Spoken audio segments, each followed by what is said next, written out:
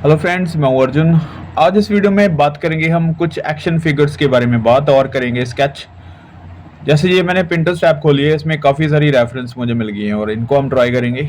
आपको जैसे मैंने पिछली वीडियो में बताया था रैपिड स्केच किस तरीके से बनते हैं, तो स्टाइल वही है, चीज़ें वही हैं सारी, लेकिन इसमें फिगर का हम बैलेंस नोट करेंगे कि किस तरीके से आ रहा है और किस तरीके का एक्शन है उसको कैप्चर करना है। तो लाइनिंग को फोकस करना है, एंगल्स आपने देखने हैं और लाइट पहले लाइनों से आपने ड्रॉ करना है, राइट। तो जितनी भी आपने फिगर ड्राइंग की होगी वो स्टिल होगी, किसी एक्शन में नहीं होगी मुझे लगता है, क्योंकि जो बिगिनर्स हैं तो काफ़ी डर जाते हैं ऐसी फिगर्स को देख के कि कैसे हैंडल होगा। लेकिन मैं आपको बिल्कुल ही सिंपल तरीका बताऊंगा और आप किसी भी तरीके से आप स्टडी कर सकते हैं ऐसे। तो ये देखो, मैंने हल्की हल्की लाइन से जेस्चर लिया है इसका फिगर का। जैसे यहाँ पे शूज़ आ रहे हैं, शूज़ के साथ ही लग रहा है इसका हैंड, ठीक है, जो बैकग्राउंड में आप देख सकते हैं। और यहाँ से टॉर्सो का जो कर्व है, वहाँ से लाइनिंग जो है, कपड़ों के फोल्ड है, वो हम हल्के से बना सकते हैं। फेस के करैक्टर के बारे में हम बात नहीं करेंगे, क्योंकि फिगर का एक एक्शन कैप्चर कर रहे हैं, तो वहाँ पे आपका कोई करैक्टर वगैरह से ध्यान नहीं देना उसके ऊपर। तो जो फेस का बाहरी आउटलाइन है या फिर उसका साइज़ है वो मैटर करता है यहाँ पे। और यहाँ पे जो बाजू है वो इस साइड आ रही है। अब आपको लाइट तो दिख रहा होगा कि मैंने किस तरीके से ये लाइनिंग ली है, किस तरीके से मैंने जेस्चर लिया है, ठीक है। अभी आते हैं फेस के ऊपर। फेस के फीचर्स जो हैं वो ज़्यादा दिख नहीं रहे हैं, तो हमें भी सिर्फ इम्प्रेशन देना है फेस का, कुछ ज़्यादा कुछ नहीं करना। इम्प्रेशन जैसे आइज नोज लिप्स हल्का सा हम दिखा सकते हैं और इस तरीके से। अब हम करते हैं हैंडलिंग लाइनिंग। इसको हम थोड़ा सा विजुलाइज कर देता हूँ मैं फेस, क्योंकि फेस का जो साइज़ है वो बॉडी के अकॉर्डिंग हमें बनाना होता है, क्योंकि जो बॉडी है वो बड़ी ना बने या फिर कोई फेस बड़ा छोटा ना हो, और उसमें भी बैलेंस रखना होता है। और ये चीज़ें आपने इस तरीके से बनानी है। मैंने हल्का सा डार्क शेड दे दिया वहाँ पे कि हेयर वहाँ पे दिखे, तो बहुत ही नॉर्मल सा है। देखो, कुछ भी ज़्यादा डिटेल नहीं है। अब देखो, धीरे धीरे जो लाइनिंग वहाँ पे बनी हुई है, फोल्ड्स वहाँ पे दिख रहे हैं, तो उन लाइनों को हमने कैप्चर करना है, ठीक है। जैसे यहाँ पे इस तरीके से है, फिर यहाँ पे हल्की सी शेड आ रही है, फिर यहाँ पे डार्कनेस है, ठीक है। तो मैं वही टोन ज़्यादा नहीं फिल कर रहा हूँ, सिंपल लाइनों को कैप्चर करते हुए हम आगे चल रहे हैं। यहाँ पे देखो कुछ फोल्ड्स हैं, तो उसको ऐसे हल्के से दिखाना है। यहाँ पे स्ट्रोक, और ये देखो टॉर्सो जो है वो आगे की तरफ है, जो चेस्ट वाला एरिया है वो आगे की तरफ है, ऐसे और ऐसे रख सकते हैं, ठीक है। और फिर यहाँ पे देखो ये वाली शर्ट थोड़ी सी दिख रही है, टी शर्ट जो नीचे वाली है, उसके कुछ फोल्ड। मैं बिल्कुल सेम बनाने की कोशिश नहीं कर रहा हूँ, आप एक चीज़ ध्यान रखना, क्योंकि हम लिमिटेड टाइम में कर रहे हैं, तो आप सेम देखेंगे तो बहुत सारी चीज़ें उलझा सकती हैं आपको, क्योंकि ब्रीकियाँ आ जाती हैं। तो हम देखो बिल्कुल जो परमानेंट फोल्ड है या बड़े बड़े फोल्ड दिखाई दे रहे हैं, वहाँ पे हम थोड़े से स्ट्रोक दे रहे हैं। बाकी जो छोटे छोटे फोल्ड आपको दिख रहे हैं, मैं बिल्कुल इग्नोर कर रहा हूँ उनको। दोनों लेग्स को जो अलग अलग दिखा दे रहे हैं वो है बीच का शेडो, और उसको हम बनाएंगे। फिर उसके बाद दोनों जो पैर हैं उसके घुटने तक जो थाई वाले पॉइंट है वो अलग अलग दिखेंगे, ठीक है। पहले लाइनिंग, और इससे देखो जो टॉर्सो और थाई वाले पॉइंट्स की जो लेग है वो बैलेंस कर रही है। अभी मोल्ड आ गया पूरा कि वहाँ पे किस तरीके से इसने मूवमेंट ली हुई है बॉडी ने, राइट। उसके बाद देखो हल्के से फोल्ड में दिखा रहा हूँ, यहाँ पे आ जाता है शूज़, और शूज़ का साइज़ थोड़ा सा आप देख लो कि कितने बड़े पैर आने हैं, ठीक है। बहुत बड़े या बहुत छोटे नहीं होने चाहिए, बैलेंस सा होना चाहिए। अगर मैं आपको नॉर्मल सी बात बताऊं, जो हैंड है हमारा वो लगभग हमारे फेस जितना ही होता है। आप अपना हैंड जो है अपने फेस के ऊपर रखेंगे तो थोड़ा सा अंदाज़ा हो जाएगा कि कितना बड़ा रखना है। उसके बाद पैर जो होते हैं वो हैंड से थोड़े से बड़े होते हैं लगभग, तो वैसा साइज़ आप रख सकते हैं। ये आइडिया जो होता है इन चीज़ों को माइंड में रखने का, ये ज़रूरी है। आप कभी भी ऐसे नहीं सीख पाओगे कि हेड से कितनी चीज़ बड़ी है, कहाँ पे कितनी बड़ी आएगी, किस साइड कितना जाना है।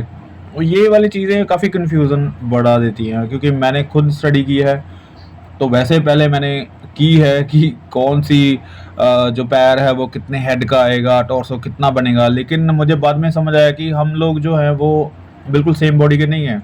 किसी की बॉडी कैसी है, किसी की हाइट कैसी है, किसी का हेड बड़ा है छोटा है, ये भी हो सकता है, राइट। तो उनसे ये चीज़ निकल के आई है कि उनको बैलेंस कैसे करना है। लगभग दिखने में वो बैलेंस लगे कि इसका हेड बड़ा नहीं लग रहा, ठीक है, टॉर्सो इसका ठीक-ठाक लग रहा है, इतना बड़ा या छोटा नहीं लग रहा। वैसे हमारे सामने भी लोग जो घूम रहे होते हैं, तो ऐसा होता है क्योंकि हमें लग रहा होता है कि पैर बड़े लंबे हैं, इसके हाथ बड़े-बड़े हैं, तो ये चीज़ें नॉर्मल है। तो इतना तो फ़र्क चलता है, लेकिन बहुत ज़्यादा नहीं करना कि सीधा-सीधा पता चले कि इसका फेस तो बहुत छोटा है और बॉडी बहुत ही पतली और वीक है, राइट? तो ये कुछ बैलेंस वाली चीज़ें हैं जो मैं आपको बता रहा हूँ। तो उसके साथ ही ये देखो फिगर को जो कैप्चर किया है, वो सिंपल लाइन जो मैंने प्रैक्टिस बताई है पिछली वीडियो में, आप जाके देखें, और उन्हीं स्ट्रोक के साथ हमने ये फिगर बनाई है। अब हल्की सी डिटेल जो जैसे मैंने कान और बाकी हेयर्स वगैरह हैं, तो वो हल्के से स्ट्रोक दे रहा हूँ, ज़्यादा कुछ नहीं कर रहा हूँ, तो सिंपल। अब जैसे पैंट ब्लैक है तो उसमें हम शेड्स कर सकते हैं हल्की सी, क्योंकि लाइट वाली शेड है तो ऐसे, राइट? तो इस तरीके से करना है। अब पहुँचते हैं हम नेक्स्ट की तरफ। नेक्स्ट स्केच हमारा ये है। मैंने कुछ चुन के ही फिगर्स निकाली हैं, रैंडमली थी, लेकिन मुझे लगा कि ऐसी फिगर्स बनानी चाहिए, क्योंकि स्टिल फिगर्स काफ़ी हमने स्टडी कर ली हैं, उसमें थोड़ा मज़ा आता है, लेकिन इसमें हम अलग चीज़ें सीखते हैं। फिगर को बैलेंस किस तरीके से करना है, उससे उसके साथ प्ले कैसे करना। मतलब सीधी सी बात ये है कि हम फिगर्स को स्टिल बनाते हैं तो हमें पता चलता है कि हाथ पैर कितने बड़े या छोटे बनेंगे। अब यही सबसे बड़ी समस्या हो जाती है। उसके बाद जब ये चीज़ें हमारी आ जाती है, बनानी आ जाती है, फिर हम फिगर्स की स्केचिंग के साथ खेलते हैं, प्ले करते हैं उनके साथ कि कैसे उनको अलग-अलग डायरेक्शन में बनाएँ, कैसे अलग-अलग एक्शन में बनाएँ। तो ये वाली चीज़ें बहुत मुझे इंटरेस्टिंग लगती है। ये देखो अभी जेस्चर वैसे ही लिया जैसे मैंने पहले ही फिगर में लिया था, वैसा ही है, लेकिन इसमें बॉडी का जेस्चर भी वैसा ही है लगभग, क्योंकि उसमें भी ऐसे ही कुछ बैलेंस था। थोड़ी सी डायरेक्शन चेंज है, क्योंकि जब भी मैं स्टडी करता हूँ तो कोशिश करता हूँ आपको समझाने की कि सिमिलर चीज़ें पहले की जाएँ, उनमें थोड़ी-थोड़ी जो चेंजेस हैं वो लेके आओ। एक टाइम पे बहुत सारी चीज़ें अगर चेंज हो जाती हैं तो आपको समझ में नहीं आएगा। अगर आपका फेस साइड वाला है तो साइड वाले पोर्शन में काफ़ी सारी चीज़ें बनाओ, काफ़ी सारे जो स्केचेस बनाओ, ताकि आपका जो साइड पोज़ है फेस का, या साइड टॉर्सो है, या साइड फिगर है, तो उसको अच्छे से क्लियर से समझ पाओ, राइट?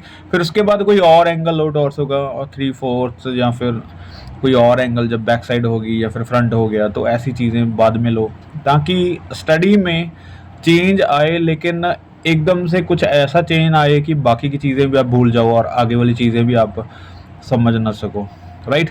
तो अभी देखो जैसे हैंड है वैसे ही उसके बैक साइड थे हैंड, और टॉर्सो ऐसे ही था, पैर उसके ज़्यादा पीछे थे, इसके थोड़े से स्टैंडिंग पोजीशन में है, थोड़े से नीचे आ गए हैं, राइट? तो जो जेस्चर लिया है उसको ही हम थोड़ा रिपीट कर रहे हैं, उसको थोड़ा सा मॉडिफाई कर रहे हैं, कुछ फोल्ड्स वगैरह करके। जैसे हैंड है ये सामने की तरफ जा रहा है, तो मैं बहुत ज़्यादा डिटेल नहीं कर रहा हूँ, सिर्फ इम्प्रेशन दे रहा हूँ कि इस तरफ हैंड है, तो उसका साइज़ मैटर करता है हमारे लिए कि कितना बड़ा बनाना है, ठीक है? बहुत ज़्यादा लंबा या छोटा ना हो। और इस तरीके से लिमिटेड लाइन क्या होती है, जैसे आपने लाइन प्रैक्टिस की है, वहाँ से आप लाइन प्रैक्टिस करके अगर इससे स्केचिंग में इम्प्रूव करते हैं, स्केचिंग में उसको यूज़ करने की कोशिश करते हैं लाइन को, तो आपको शेडिंग की ज़रूरत नहीं पड़ती, पता है? जैसे मैं यहाँ पे डार्क एंड लाइट पेंसिल चला रहा हूँ, तो मुझे स्केचिंग में शेडिंग करने से ज़्यादा इंटरेस्टिंग जो चीज़ लग रही है वो लाइनें लग रही हैं। तो बाद में हम शेडिंग कर सकते हैं, लेकिन ये लाइनें स्ट्रोक्स लगाने में बड़ा मज़ा आता है, ठीक है? जैसे ये शूज़ है, शूज़ का साइज़ जितना है वैसे ही बनाना है। इसका जो डिज़ाइन है वो कोई भी हो सकता है, इस तरीके से। और उसके बाद ये जो नीचे वाला एरिया है वो थोड़ा सा दिखाई दे रहा है, ठीक है? आपको ये टिल्ट दिखाई दे रहा होगा थोड़ा सा, क्योंकि ऊपर जो है वो हेड वाली साइड आपको बड़ा लगेगा थोड़ा सा, क्योंकि ये नीचे की तरफ थोड़ा सा नैरो रखा हुआ है। कैमरा बिल्कुल स्ट्रेट नहीं है ऊपर, जैसे आप टैब को देख रहे हैं या शीट को देख रहे हैं, तो उसके अकॉर्डिंग आप देखेंगे तो स्ट्रेट बिल्कुल वैसा करने की कोशिश कर रहे हैं। अब देखो शेड कर रहा हूँ मैं हल्का सा डार्क, वैल्यू जैसी मर्जी भी है आप कर सकते हैं वहाँ पे, लेकिन मैं यही कहूँगा कि लाइनों के ऊपर ज़्यादा जोर दो, पहले लाइनिंग स्ट्रोक्स में ही रखो, आपको शेडिंग देने की ज़रूरत नहीं पड़ेगी, राइट? ये देखो एक सिंपल सा स्केच जैसे मैंने पहले बनाया वैसे ही हमने ये बनाया, और एक एक्शन जो है वो हम कैप्चर कर रहे हैं यहाँ पे। कुछ फोल्ड्स वगैरह जो आपको दिखाई दे रहे हैं ज़्यादा, वहाँ पे बाद में आप डार्कनेस दे सकते हैं इस तरीके से। और कुछ भी ज़्यादा काम नहीं किया, जैसे मैंने इसमें फेस में फीचर्स भी नहीं रखे, फेस को ऐसे ही रफली छोड़ा हुआ है। तो आप जब भी कोई फिगर ड्राइंग बनाओ, ज़रूरी नहीं रखना कि उसके फीचर्स ऐड करने हैं, साइज़ बनाओ उसका कि हेड का साइज़ क्या है। ऐसे ये देखो थर्ड पोज है, तो ये मैंने फ्रंट ले लिया। अब क्या है, बॉडी का बैलेंस देखो, एक पैर के ऊपर ज़्यादा वेट आ रहा है, दूसरा पैर हल्का सा कम वेट ले रहा है, क्योंकि जो टॉर्सो है वो एक साइड जा रहा है। आप कभी भी देखेंगे कि कोई अगर वेट उठाया हुआ है एक साइड, तो बॉडी झुकेगी या फिर दूसरा शोल्डर ऊपर की तरफ जाएगा। मतलब बॉडी अपने आप जो बैलेंस है वो एडजस्ट कर रही होती है। क्योंकि आप देखो, कोई भी अगर आप वेट उठाते हुए को देखेंगे तो उसको पता भी नहीं चलेगा कि बॉडी कैसे अपने आप ही मूव हो चुकी है उस साइड, राइट। तो इसने अगर कोई एक्शन लिया है तो पैरों के ऊपर ऐसा नहीं है कि ज़्यादा वेट है या कम वेट है या टॉर्सो किस साइड है, उसने सिर्फ एक्शन लिया हुआ है, तो उसका जो वेट है वो अपने आप बॉडी ने एडजस्ट कर लिया, ठीक है।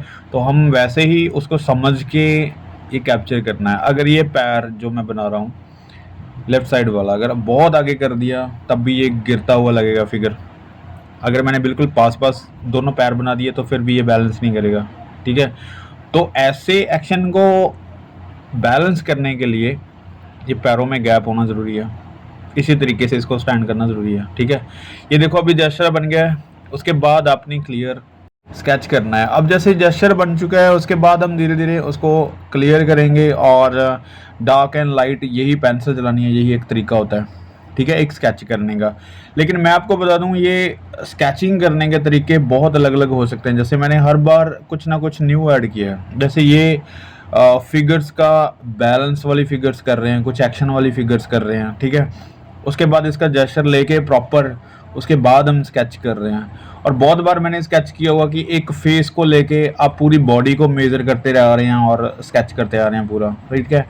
जैसे पोर्ट्रेट में आईज बना लेते हैं, बाद में नोज, लिप्स, चिन, और इनको देख के हम बाकी की चीज़ें डिसाइड कर लेते हैं। और कई बार ऐसा होता है कि आप पूरे आउटलाइन लेके उसके अंदर फीचर्स बनाना शुरू कर देते हैं। तो ये टेक्निक भी अलग अलग हो सकती है, आपके जो हैंडलिंग है वो भी अलग अलग हो सकती है, क्योंकि किसी को कैसे स्केच करना, पोर्ट्रेट करना, पेंटिंग करना पसंद है, ठीक है। और आपको किसी और तरीके से हो सकता है पसंद हो। लेकिन ये भी हो सकता है कि मैं 10 साल बाद, 5 साल बाद किसी और तरीके से काम करना शुरू कर दूं, मैं कोई और टेक्निक यूज़ करूं और मैं आपको वो बता रहा हूं कि ऐसे भी हो सकता है। तो वो चीज़ें टाइम टू टाइम चलती हैं। ऐसा कोई पर्टिकुलर ऐसी कोई चीज़ नहीं है कि आपको वैसे ही करना है, यही एक मेथड है, राइट। तो आपको थोड़ा सा फ्रीडम देनी है माइंड को कि जैसे भी हैंडल होता है स्केच वैसे करो। लेकिन ये एक टेक्निक है जिसके बारे में बात कर रहा हूँ। जैसे पूरा जेस्चर लो और उसके बाद ये स्केच धीरे धीरे करो। उसके लिए हम ये कर सकते हैं कि स्केचिंग को सही तरीके से करने के लिए एक प्रॉपर हल्का सा हमने स्केच बनाया, उससे हमें पता चल रहा है कि हमारे पैर जो बन रहे हैं स्केच के वो किस साइड आ रहे हैं या टॉर्सो किस साइड जा रहा है, ठीक है। एक बैलेंस सा बन जाता है पहले, और ऐसा नहीं है कि आप इसके अलावा कर नहीं सकते, ठीक है। तो ऐसे माइंड को थोड़ा सा ओपन रखो। ये देखो अभी शूज़ है, शूज़ का साइज़ जो है बहुत ही छोटा दिख रहा है हमें, क्योंकि वो फ्रंट का है। और उसके बाद पैर जो है वो थोड़ा इस साइड जा रहे हैं। इसमें बारीकियाँ बहुत हैं, फोल्ड्स बहुत हैं, पैंट में बहुत सारी चीज़ें हैं, लेकिन मैं इग्नोर कर रहा हूँ क्योंकि जिस चीज़ की हम स्टडी कर रहे हैं, एक बैलेंस फिगर की स्टडी कर रहे हैं, एक एक्शन की स्टडी कर रहे हैं, तो उसी के ऊपर फोकस रखना है, राइट। तो ये थी आज की डेमो। उम्मीद करता हूँ इससे काफ़ी सारी चीज़ें आपको क्लियर हुई होंगी, और मिलते हैं नेक्स्ट वीडियो में। Thank you so much for watching this video.